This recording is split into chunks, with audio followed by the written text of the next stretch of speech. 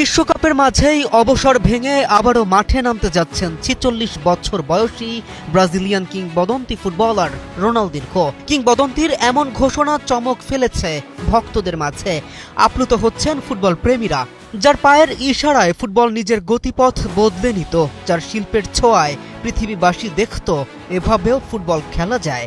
তাকে কি আর ভুলে থাকা যায়? ফুটবল তো শুধুমাত্র খেলা নয় পেটের দায়ে আঁকড়ে ধরা প্রফেশন কোনো। ফুটবল কারোর জন্য জীবন পথ। ফুটবলই জীবনের অন্তিম, জীবনের শপথ। ফুটবল দিয়েছে যাতনা দুঃখ যত, তবুও ফুটবল আপন ঠিক আগেরই মতো। চাইলেই কি আর ছেড়ে দেয়া যায়? মাঠ ছেড়ে চলে গেলেই কি আর চলে যাওয়া যায়? ফুটবলকে মনে প্রাণে ধারণ করা কিংবদন্তি রোনালদিনহো অবসরের পর আবারও ফুটবলে ফিরছেন, তবে এবার জাতীয় দলে নয়, ইতালির তৃতীয় ডিভিশনের ক্লাব রাভেন্নার হয়ে। ক্লাবটির সভাপতি ইনিয়াজিও চিপ্রিয়ানি বিষয়টি নিশ্চিত করেছেন এবং লা গাজেত্তা দেল্লে স্পোর্টস সূত্রে জানা যায় তিনি ৪৬ বছর বয়সেও চুক্তিবদ্ধ হয়েছেন। আমাদের উঠে দাঁড়াতে হবে,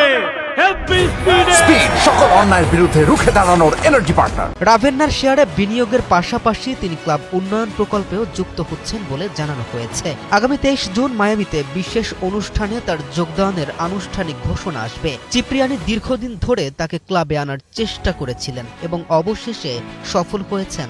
রোনালদিনহো জানিয়েছেন ফুটবল তার কাছে এখনও আনন্দের উৎস এবং তিনি নতুন গল্প লিখতে চান, যা লেখা বাকি এখনও তার। তিনি ২০০২ বিশ্বকাপ, ব্রাজিলিয়ান খেলোয়াড় হিসেবে ব্যালন ডি'অর জয়, বার্সায় তার সাফল্য, সব ইতিহাসকেই আবার জাগ্রত করছেন। তবুও কিংবদন্তি ক্ষান্ত নয়, তিনি ফিরবেন মাঠে। তিনি ফিরুক ভক্তদের জন্য, ফুটবলের জন্য। K M Rafin, news 24।